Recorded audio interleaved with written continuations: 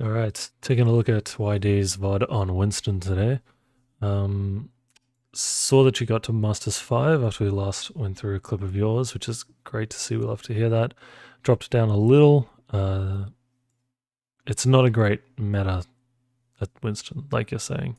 Um, a lot of stuff is unkillable. Heroes that synergize with Winston, like your Traces, your Sombras, those sort of heroes aren't in a great place either because of Tor being meta, because of Alari existing. There's a couple of things. So it's not a great time to be a Winston main. But nonetheless, you can still make it work, that's for sure. It's definitely tricky. Just noticing your hero pool being Ryan and Winston, they are probably the two most punishable tanks for making errors. So your gameplay needs to be quite clean if you're going to force these heroes. Which you think you do have perfect engagements and set up dives perfectly, but nothing dies. And that's what I'm getting at as well, is that, and we'll get into that. Your team composition, I suppose you can look at it now. Your team composition, and I was just looking through this briefly, does not, it doesn't really have a lot of follow-up, right? You have Zenorb, so if you're diving targets that he's discording, then there's opportunity there, but he swaps on a Lucio pretty quickly, I think. At the moment, you don't have a lot of ranged healing, because he is going to swap to Lucio. You got to be careful about your dives, and most of the time, probably not relying so much on diving in and finding value, but more taking space, especially in defense, by just like holding key areas and stopping them from like aggressing onto you, and using your feet a lot, because that was something I noticed. I've got a couple of timestamps, and the main sort of overarching theme is that we're almost doing too much, to the point where it's forcing a lot of resources to go onto you, slash having too much uptime is never giving you really a chance to reset, get all your cooldowns, get set for an engagement, plan it, stage for it, and go in. Or just do less and just hold key spaces by using your legs. I've noticed in a lot of this clip, at least, it's likely that it is in most of your gameplay, that you only seem to get around the map when you're using jump. And that's a key issue, because it's not something to use when we're too lazy to get from A to B. You know, it's a key ability. And you know, a good Winston, in a way, doesn't really have to use jump to engage. They can, but if you're able to close the gap to your target with your legs, then absolutely do it. And part of that is rotating around cover and playing like a normal tank would, right? Just because he has this movement ability, it doesn't mean that any tank fundamentals change in terms of how we get through the map and how we utilize cover to get to our targets. So we'll take a bit of a look at this clip, keeping in mind that the main thing is that a lot of the time you're doing too much, trying to do it too quickly, and adjusting your play style to recognize that you don't have a lot of ranged healing, you don't have a lot of damage, you don't have a lot of follow-up DPS. The Sojourn may find her own angle, but between this team comp, you're largely on your own, which means your job isn't necessarily going to be to find these kills. It's just going to be about maintaining space so that these DPS can find angles onto their backline or win 1v1s against their DPS by having better power positions and more space to work with. Your job is never going to be anything to do with this monkey. You're going to totally ignore him, and you're going to try and play around your Bastion, their Bastion, because he's sort of a direct counter. You can obviously dive Brig, but like you say, with the lack of damage or lack of follow-up, she's a little bit difficult, more difficult to kill, because anytime you're in Tesla cannon range, she's probably in flail range, and then she's self-healing. So key targets being these two, but the bigger thing is just about maintaining space and playing your life, rather than trying to frag out. And a side note is that you should try to look to incorporate melee animation cancels into your dives and your jumps. So the second you jump, you land on a squishy, and then you press melee as you do it. It turns that 50 damage if you land directly on top of them to a 80 damage. And then you can start to test the cannon, and that even ramps up if you incorporate a charge shot as well. I'm not sure in the exact damage by a hit with a charge shot, but it is. You'd have to imagine it's at least 20, so that's like 100 HP that you're taking off before you've even started electrocuting them. We'll go to the first one. This was an example of learning to walk. 225. So we've come back off spawn.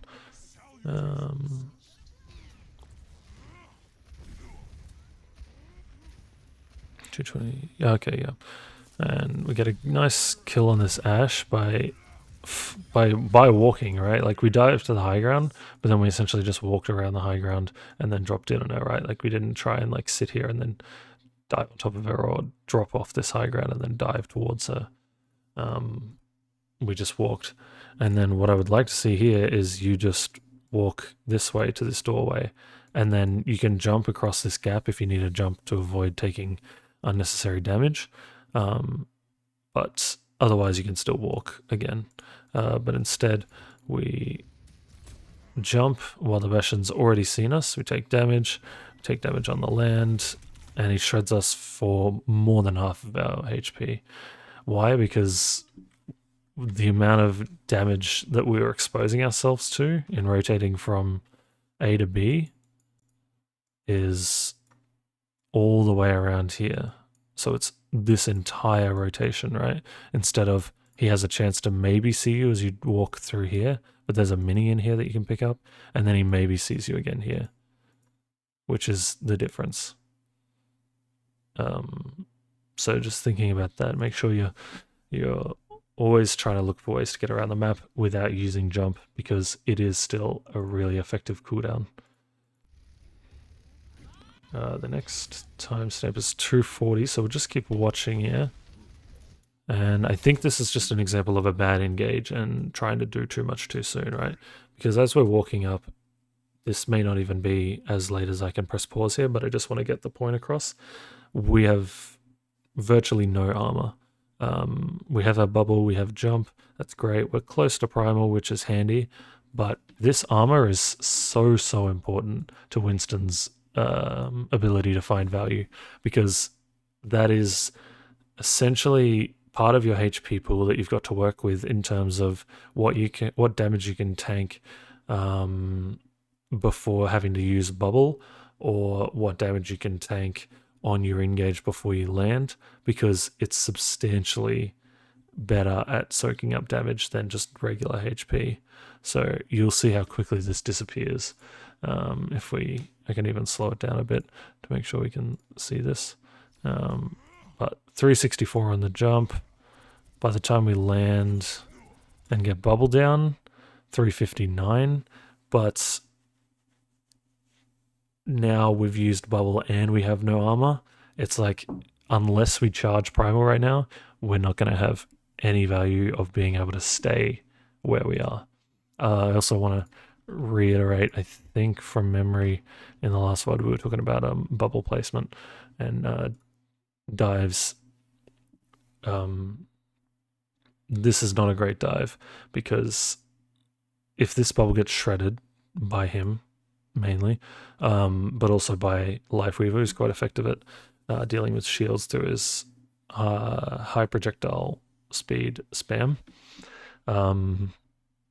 you're out in the open, right? Like, you are almost perfectly away from every wall in terms of distance, like perfectly the same distance away from every bit of natural cover, compared to diving here, maybe bubbling the corner, and then you're occupying all this space and forcing them out this way, and still cutting LOS, right? Because they're just, right now these supports are trying to rotate around you and just ignore you, and he's just going to shred shield to try and get rid of you quickly. So yeah. And I think that's an example of just rushing it too much, right? Like trying to do too much at any given moment. Next one is 330. This is a little different, so I won't spend too long on it. Just worth mentioning. We won the previous team fight, and then right now, we're just sort of taking this high ground and waiting for them, right? As Winston, if you have time to close the gap, like you can go set up where you set up on the initial, just know that you're not playing to contest this ground. You're just trying to get in some initial poke damage, maybe force some cooldowns, and then you get out and you charge your support's ultimates a little bit, right? You're not married to this spot. Whereas right now, by staging here and giving up all of this space to them to rotate into, you're married to the spot, right? Like you're trying to hold this spot and you're going to let them get all the way up to it or underneath it without using any cooldowns, without using any resources. So they're going to be able to use all of them to force you off this high ground. And this would, I'm not saying this is necessarily a bad play in any given situation. It would be great if your team was sort of set up on these high grounds and was really playing for this checkpoint, playing for this last distance, because it's a really powerful choke or like setup, this high ground. Then like playing here would be good, right? Like especially if you have like an Ana or a Baptiste or some sort of ranged healer. That makes sense, right? But like in this case, you're sitting with your Moira, which is good, but like you're making a Moira play here.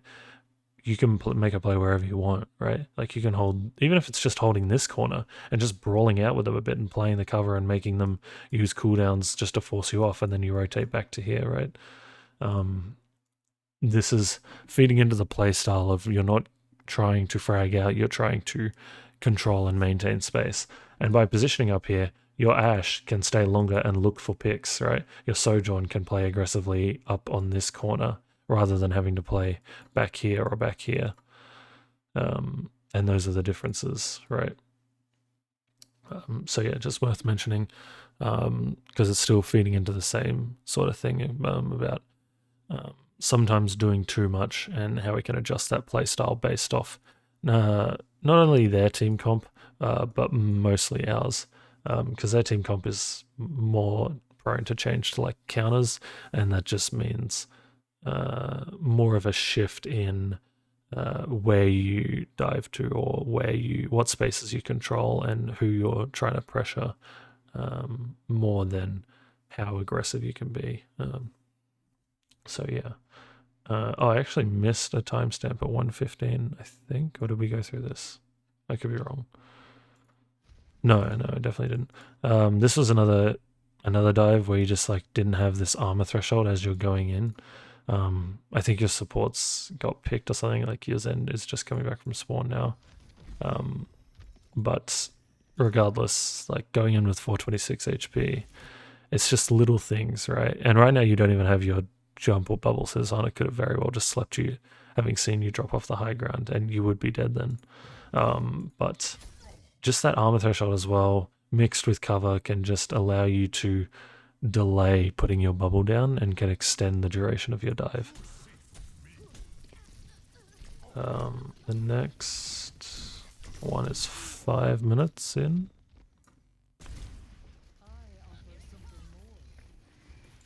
This time is better, right? We have HP, we have our jump, but we don't have bubble. So we're going to face tank a lot of damage right now. But you can see the work that the armor is doing, right? Like, that's not getting shredded very quickly, even though you're taking a lot of heat right now. So it's really important to have it up. We finally use bubble now. We're shooting the tank. But what sort of... If we're talking about controlling space to give your team angles, what space is this controlling? Because this area of the map doesn't mean much. The tank is not like actively pressuring our team right now, who is going in as Sojourn, right? And so this is actually one of the few opportunities you have because of the close ranged nature of this team fight. You actually have an opportunity to go in with some follow-up with your Sojourn, and bubbling this space is going to provide a lot more value to the Sojourn because she's going to be able to live and use her ultimate, right? And you can clean up or assist in this damage that she's about to put out. So yeah, taking the time, because I think again it was just a bit rushed, right? Like the bubble wasn't off cooldown. We weren't looking around at what our team was doing, and it can be as simple as turning around and physically looking at them. And then if you go this way, you Lucio, Moira, follow. You just forget about the Sigma. Let him keep pushing tank. You go kill these three. Or like these two are definitely going to die if you do that. Bastion's a bit more sustainable, but and then that just leaves all the attention going this way, and then you're even opening up avenues for your Ashe to get some damage in, right? Because she's not taking any heat, except maybe the Sigma, but she should just be able to live. So yeah, think about that. The next timestamp is no, not that one. 10:55. A little further on. I noticed you actually did better when they swapped to Reaper, almost as if like they were playing a counter, but the counter was forcing you to think more about what you were doing, and it was actually leading to sort of better, at least like jump usage and bubble usage, thinking about where you wanted to be at any given point. So that was quite interesting to see. But this is the start of your attack now, and I think this is where you bump your head on the thing. Yeah, but again, lack of armor, we're not ready to go in, so you may have been able to survive this jump. Obviously the height of the jump made you land quicker, didn't give you more time to live and get back out. But again, the armor could have accomplished the same thing, right? Like it could have accounted for the difference, right? But you see, once you get below this armor threshold, you just get shredded. You just get chunked. It's such a big deal in living, which is what you need to do. You have a bit more follow-up this time because you have a Discord Orb and a Tracer, but at the same time, you're more Glass Cannon-like because Lucio and Zenyatta is such a small amount of healing for a tank. Now the next one is 1140. We're almost there, actually. Yeah, this was just trying to do too much, I think. This was good. This specific dive, really good. Cutting off LOS with a bubble, finding the kill on the Sojourn. But now our armor's gone. We're down bubble. We're really down resources. Going in like this is just feeding straight up. Like, I think you live here because the players are bad, not because you've saved it. Or that you've like made a good play by maximizing your HP pool. It's not that. I think you're just better. You're dead to better players, and I think you got lucky there. So just be careful about not doing too much. Just sitting on that wall during that and denying them a push unless the hog wants to push out is doing enough, right? And then by that time you may have had bubble up, and then if he walks out, you can bubble and cut LOS of the rest of his team. 15:55 is the next one. We got 2 more to go. Yeah, there's a couple things I think you could do more to make them earn your bubble, as well as incorporating the melee animation and just walking. Like there was just like a lot of moments, so I didn't want to timestamp all of them. There is one coming up, so I might let it play out and come back to that. What is this? 15:55.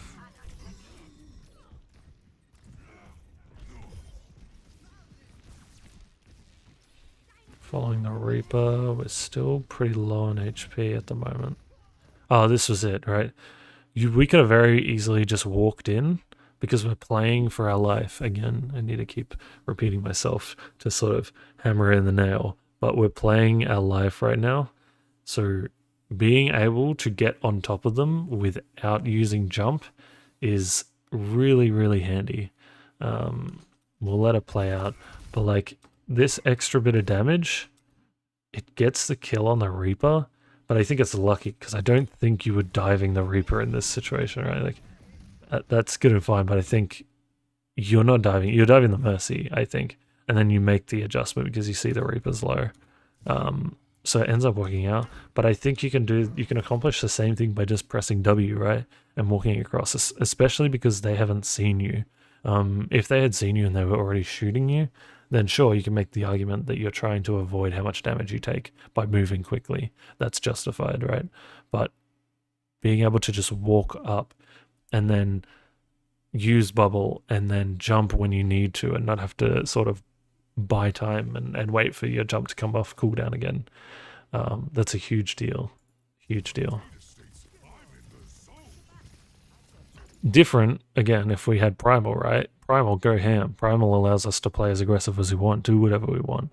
And similarly, if we had some sort of ult to go with us, like Nano or something like that, or Beat, right? Like go to town. You have that as a backup, or you have that little bit of extra damage that allows you to play that way.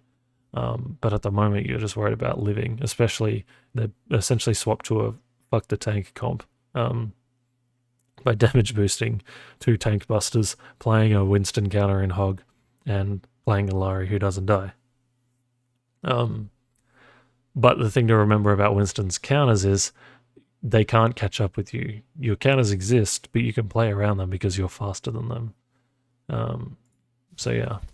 And then the last timestamp is 1750. I think this is one of the last team fights. Yeah, just ending on this primal. Again, a decent primal. I think you just placed them. You forced out like Kiri abilities.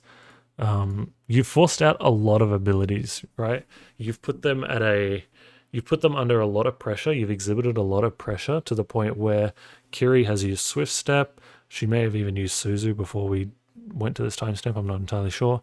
Mercy used Valk, probably to stay away from you. Sim has used Simwall because she wants to sort of stabilize the team / allow them to aggress.